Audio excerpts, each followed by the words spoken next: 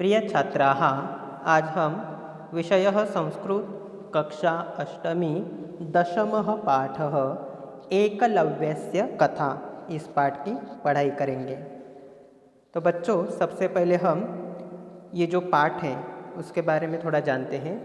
ये जो पूरा पाठ है ये एक संवादात्मक पाठ है और इस पाठ में तन्मय और शिवेन ये दो दोस्त हैं और इन दोनों का यहाँ पे संवाद आया है। सबसे पहले जो तन्मय का संवाद है वो देखते हैं। शिवेन त्वं किं पठसि। अब देखो, तन्मय प्रश्न पूछता है कि अरे शिवेन, तुम क्या पढ़ते हो। यहाँ पे देखो बच्चों, त्वम इसका अर्थ होता है तुम और ये सर्वनाम है। त्वम युवाम यूयम प्रथमा, और ये युष्मत् सर्वनाम का रूप है। और किम ये भी प्रश्नार्थक सर्वनाम है। यहाँ पे देखो कि इसका अर्थ होगा मतलब क्या। किम के काने प्रथमा। त्वम ये सर्वनाम हुआ और किम ये प्रश्नार्थक सर्वनाम हुआ। और पठसी ये मध्यम पुरुष एक वचन का रूप है। जैसे पठसी पठथः पठथ मध्यमः पुरुषः, और इसमें मूल धातु है पठ। तो इस वाक्य का फिर से एक बार अर्थ देखो। तन्मय, शिवेन तुम क्या पढ़ते हो। शिवेनः अहम एकलव्यस्य कथां पठामि। अहम मतलब मैं, एकलव्यस्य ये षष्ठी एक वचन का रूप है। जैसे बालकस्य, रामस्य, छात्रस्य, देवस्य शब्द की तरह। कथां पठामि, कथां ये कथा आकारांत स्त्रीलिंग शब्द है और कथाम ये द्वितीय एक वचन का रूप है। जैसे लताम मालाम शब्द की तरह। और पठामी ये उत्तम पुरुष एक वचन का रूप है और इसमें मूल धातु है पठ, और पठामी मतलब पढ़ता हूँ। अहम ये अस्मत् सर्वनाम का रूप है। अहम आवाम वयम प्रथमा। मैं एकलव्य की कथा पढ़ता हूँ। तन्मयः कः एकलव्यः। कह मतलब कौन, ये प्रश्नार्थक सर्वनाम है। उसका अर्थ होता है कि कौन। कह कौ के प्रथमा। एकलव्यः ये अकारांत पुल्लिंग शब्द है, बालकः शब्द की तरह। कह एकलव्यः कौन एकलव्य। अहमपि तस्य कथां श्रोतुम् इच्छामि। अहम मतलब मैं, अपि मतलब भी, अपि ये अव्यय है। तस्य ये सर्वनाम है, षष्ठी एक वचन। तस्य तयोः तेषां षष्ठी। तस्य मतलब उसकी, कथां मतलब कथा, श्रोतुम इच्छामि यहाँ पे संधि विच्छेद होगा बच्चों। देखो, श्रोतुम जमा इच्छामि, और इसमें श्रु मूल धातु है। श्रु मतलब सुनना। और यहाँ पे श्रोतुम ये तुमुन अव्यय का रूप है। जैसे गातुम, पातुम, हंतुम, विहर्तुम, द्रष्टुम, इस तरह श्रोतुम तुमुन अव्यय का रूप। और इच्छामि इसमें इसका अर्थ होगा कि इच्छा करता हूँ, और इच्छामि ये उत्तम पुरुष का रूप है। ये भी याद रखो, उत्तम पुरुष एक वचन। जैसे इच्छामि, इच्छावह, इच्छामह। अब इस पूरे वाक्य का अर्थ देखो। तन्मय कौन एकलव्य। मैं भी उसकी कथा सुनने की इच्छा करता हूँ। शिवेनः इयं कथा महाभारत नामक ग्रंथे वर्णिता अस्ति। इयं ये सर्वनाम है। इयं ये स्त्रीलिंग के लिए इसका प्रयोग किया जाता है, क्योंकि कथा ये आकारांत स्त्रीलिंग शब्द है इसलिए। इयं कथा मतलब यह कथा, महाभारत नामक ग्रंथे, महाभारत नामक ग्रंथ में वर्णिता अस्ति। वर्णिता मतलब वर्णित है। यह कथा महाभारत नामक ग्रंथ में वर्णित है। तन्मयः सः किम विशेषम अकरोत्। सः ये सर्वनाम है। जैसे सः, तौ, ते, प्रथमा, तत् सर्वनाम का ये रूप है। सः, तौ, ते, प्रथमा। सः मतलब वह, इसका प्रयोग पुल्लिंग के लिए किया जाता है। और किम, जैसे मैंने पहले भी बताया, प्रश्नार्थक सर्वनाम है, उसका अर्थ होता है क्या। विशेषम अकरोत्, मतलब उसने विशेष क्या किया था। अकरोत ये लंग लकार है, पास्ट टेंस। लंग लकार प्रथम पुरुष एक वचन, और इसमें मूल धातु है क्रू, मतलब करना। उसने विशेष क्या किया था। यहाँ पे आपको थोड़ा सा ध्यान रखना है, विशेषम के ऊपर जो अनुस्वार आया है वो अनुस्वार यहाँ से हट जाएगा और उसकी जगह पे हलंत म आएगा, क्योंकि विशेषम शब्द के बाद में अकरोत ये जो क्रियापद आया है वहाँ पे अ ये ह्रस्व स्वर है, और जब कभी भी अनुस्वार युक्त शब्द के आगे ह्रस्व दीर्घ स्वर आता है तो उस अनुस्वार जो है वो अनुस्वार हट जाता है और उसकी जगह पे हलंत म आता है, मोनुस्वार सूत्र के अनुसार। यहाँ पे मोनुस्वार सूत्र भी आएगा, मोनुस्वार सूत्र के अनुसार उस अनुस्वार का वहाँ से क्या होगा, वो अनुस्वार लोप हो जाएगा, और वहाँ से वो अनुस्वार लोप होने के बाद उस अनुस्वार की जगह पे हलंत म आएगा, ये भी याद रखो। दूसरा उदाहरण जो है वो देखते हैं। तन्मय क्या बोलता है, देखो, सहा किम विशेषम अकरोत्, मतलब उसने विशेष क्या किया था। अब शिवेन क्या बोलता है, देखो, शृणु तस्य कथा। श्रु धातु है, श्रु मतलब सुनो। हाँ, शृणु तस्य कथा मतलब सुनो क्या, उसकी कथा। अब देखो, एकलव्यः एकः भिल्लः बालकः आसीत्। जैसे मैंने आपको पहले भी बोला था कि एकलव्यः अकारांत पुल्लिंग शब्द है, और एकः ये संख्यावाचक विशेषण है, और इसका प्रयोग सिर्फ पुल्लिंग में किया जाता है। और एक अगर कोई है तो उसके बारे में, जैसे एक ही भिल्ल, जैसे हम भील बोलते हैं, एकलव्य एक भील बालक था।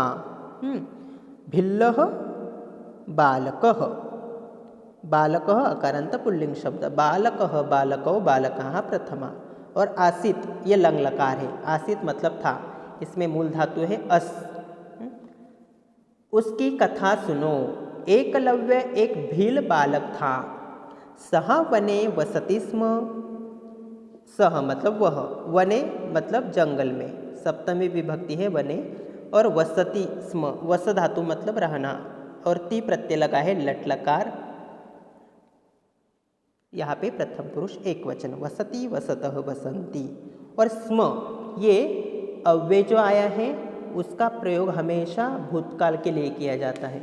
जब कभी भी स्म सेंटेंस में आता है तो पूरा सेंटेंस भूतकाल मतलब लंग लकार का होता है।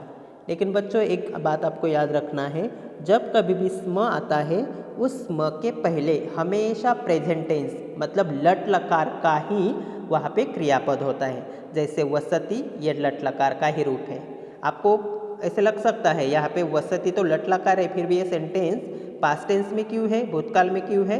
तो आपको याद रखना है, जब कभी भी स्म उस सेंटेंस में आएगा तो स्म लगने के बाद वो सेंटेंस पास्ट टेंस में मतलब लंग लकार में हो जाता है। अब उसका अर्थ देखो, वह वन में रहता था, बाल्यकालात् एव तस्य रुचिः धनुर्विद्याम् आसीत्। बाल्यकालात् मतलब बचपन से ही, तस्य रुचि मतलब उसकी रुचि, धनुर्विद्याम् आसीत् धनुर्विद्या में थी। यहाँ पे भी धनुर्विद्याम के ऊपर जो अनुस्वार आया है मनुस्वार सूत्र के अनुसार वो भी हलंत म हो जाएगा, क्योंकि उसके आगे आसित शब्द में दीर्घ आस्वर आया है इसलिए। तन्मयः यथा तव पठने मम च चित्ररचनायाम अस्ति। देखो अब वो क्या बोलता है, तन्मय का सेंटेंस वो बोलता है, जैसे तुम्हारी, तव मतलब तुम्हारी, पठने जैसे तुम्हारी पढ़ने में, मम च मम मतलब मेरी, मम में आवयो हो नव अस्माकम नः ये षष्ठी का रूप है, और मेरी किसमें, चित्र रचनायाम मतलब चित्र बनाने में, अस्ति मतलब है। जैसे तुम्हारी रुचि पढ़ने में है और मेरी रुचि चित्र बनाने में है। शिवेनः आम सह आचार्य द्रोणस्य समीपे अगच्छत् प्रार्थयत् च। हाँ, वह आचार्य द्रोण के पास गया और प्रार्थना की। द्रोणस्य ये षष्ठी विभक्ति का रूप है, और अगच्छत ये लंग लकार रूप है, क्योंकि गमगच्छ धातु आया है, और अगच्छत ये लंग लकार प्रथम पुरुष एक वचन का रूप है। अब देखो, हाँ, वह आचार्य द्रोण के पास गया और प्रार्थना की। क्या प्रार्थना की उसने? अहम तव शिष्य भवितुम इच्छामि, मैं आपका शिष्य बनना चाहता हूँ। कृपया मम शिष्यत्वं स्वीकुरु, कृपया मुझे शिष्य स्वीकार कीजिए। स्वीकुरु ये लोट लकार का रूप है। परंतु आचार्य तस्य प्रार्थनां न स्वीकृतवान, परंतु आचार्य ने उसकी प्रार्थना स्वीकार नहीं की। तन्मयः किमर्थम, ये प्रश्नार्थक सर्वनाम यहाँ पे युक्त किया है, प्रयुक्त किया है। किमर्थम मतलब किस लिए। किम सह योग्य नासित, क्या वह योग्य नहीं था। न जमा आसित, यहाँ पे संधि विच्छेद होगा, जो नासित शब्द है उसका। न मतलब नहीं और आसित मतलब था। नासित न जमा आसित, किस लिए, क्या वह योग्य नहीं था। अब दूसरा संवाद देखो। शिवेनः आचार्य प्रत्यवदत्, आचार्य प्रत्यवदत् मतलब आचार्य ने उत्तर दिया। यहाँ पे प्रति ये उपसर्ग आया है, और अवदत् वो लंग लकार का रूप है। संधि विच्छेद होगा, प्रति जमा अवदत्। प्रति ये उपसर्ग लगाया है, जैसे संस्कृत में 22 उपसर्ग है। प्र परा अपसम अनु अवनिस निर्दुस दुरवि आनि अधि अपि अति सु उत अभि प्रति परि उप। तो यहाँ पे 22 उपसर्ग में से प्रति ये उपसर्ग शुरुआत में आया है। तो प्रति जमा अवदत् मतलब आचार्य ने उत्तर दिया।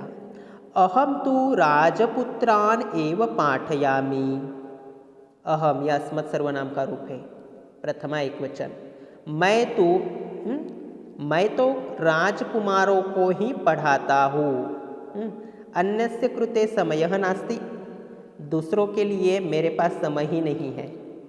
देखो, वो एकलव्य धनुर्विद्या गुरु द्रोण से सीखना चाहता है, लेकिन गुरु द्रोण उसको बोलते हैं मैं तो राजकुमारों को ही पढ़ाता हूँ, दूसरों के लिए मेरे पास समय नहीं है। तन्मयः राजपुत्रैः सम्यक् धनं प्राप्तं करोति स्म, एतदर्थं तदा एकलव्यः किम् अकरोत्। देखो, राजपुत्रैः, पुत्रैः तृतीया विभक्ति का रूप है, जैसे बालकेन बालकाभ्यां बालकैः तृतीया, रामेण रामाभ्यां रामैः तृतीया।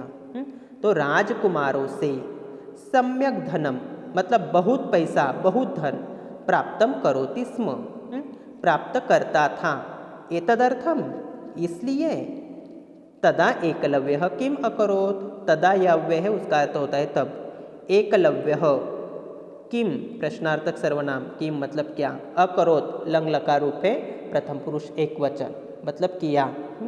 अब तन्मय का जो संवाद है उसका हिंदी अर्थ फिर से एक बार बताता हूँ। राजकुमारों से बहुत धन प्राप्त करता था, इसलिए तब एकलव्य ने क्या किया। अब देखो, शिवेनः वने गत्वा सह आचार्यस्य मूर्तिम अरचयत। वने सप्तमी एक वचन, और गत्वा मतलब जाकर, और गत्वा इसमें मूल धातु है गमगच्छ मतलब जाना, और गत्वा ये त्वान्तव्य का रूप है। वन में जाकर आचार्यस्य मूर्तिम अरचयत, सह वन में जाकर उसने आचार्य की मूर्ति बनाई। अरचयत ये भी लंग लकार है, रच मतलब बनाना, रचना करना। ताम च साक्षात्कृत्य एव धनुर्विद्यायाः अभ्यासम अकरोत् कुशलः च धनुर्धरः अभवत्। देखो बच्चों, अभी वो क्या, उसने क्या किया, वो जंगल में गया, वन में गया। वन में जाकर उसने आचार्य की मूर्ति बनाई और उसे सामने रखकर ही धनुर्विद्या का अभ्यास किया और एक कुशल धनुर्धर बन गया। अभवत ये लंग लकार है और धनुर्विद्या यहाँ पंचमी षष्ठी एक वचन है, जैसे लतायाः मालायाः शब्द की तरह।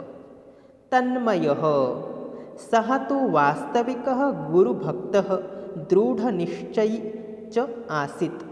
सः मतलब वह, तु मतलब तो, वास्तविकः मतलब वास्तव में, गुरुभक्तः मतलब गुरुभक्त, दृढ़निश्चयी मतलब दृढ़ निश्चयी, च आसीत् मतलब था। वह तो वास्तव में गुरु भक्त और दृढ़ निश्चयी था। किम आचार्यः तस्य विषये अजानत न वा? क्या आचार्य उसके विषय में जानते थे अथवा नहीं? शिवेन तुष्णीं भूत्वा कथां शृणु। अब देखो शिवेन बोलता है चुप होकर कथा सुनो। एकदा आचार्यः कौरव पांडवैः सह वने भ्रमणं करोति स्म। एकदा मतलब एक दिन, आचार्यः मतलब आचार्य, कौरव पांडवैः सह कौरव और पांडवों के साथ। बच्चों यहाँ पे सह जो अव्यय है उसका अर्थ होता है विथ मतलब साथ। जब कभी भी सेंटेंस में सह अव्यय आता है तो उसके पहले आने वाला शब्द हमेशा तृतीया विभक्ति में होता है। जैसे पांडवैः ये तृतीया विभक्ति का शब्द रूप है, जैसे बालकैः, रामैः, छात्रैः, देवैः शब्द की तरह। एक दिन आचार्य कौरव और पांडवों के साथ वन में घूम रहे थे। भ्रमणम करोति स्म, यहाँ पे भी स्म ये भूतकालवाचक अव्यय आया है। चुप होकर कथा सुनो। एक दिन आचार्य और कौरव और पांडवों के साथ वन में घूम रहे थे। तदा तेषां कुक्कुरः एकलव्यं दृष्ट्वा अभषत। तदा मतलब तब, यह अव्यय है। तेषां तस्य तयोः, तेषां षष्ठी बहुवचन, तेषां मतलब उनका, कुक्कुरः मतलब डॉग कुत्ता, एकलव्यम दृष्ट्वा, दृष्ट्वा ये त्वांत अव्यय है। दृष्ट्वा मतलब देखना, दृष्ट्वा मतलब देखकर, और उसमें मूल धातु है दृश्य मतलब दृश्यपश्य मतलब देखना। और अभषत, अभषत ये लंग लकार है, प्रथम पुरुष एक वचन। अभषत मतलब भौंकने लगा। एकलव्यः बाणैः तस्य मुखम असीव्यत। एकलव्यः ने क्या किया? एकलव्य जो है बाणैः ये तृतीय एक वचन है मतलब बाणों से, तस्य मुखम मतलब उसका मुख, असीव्यत मतलब उसका मुख बिंध दिया, अर्थात हम यहाँ पे बोल सकते कि सी दिया। अब ये पूरा जो संवाद है इसका अर्थ देखते हैं। शिवेन चुप होकर कथा सुनो। एक दिन आचार्य कौरव और पांडवों के साथ वन में घूम रहे थे, तब उसका कुत्ता एकलव्य को देखकर भौंकने लगा।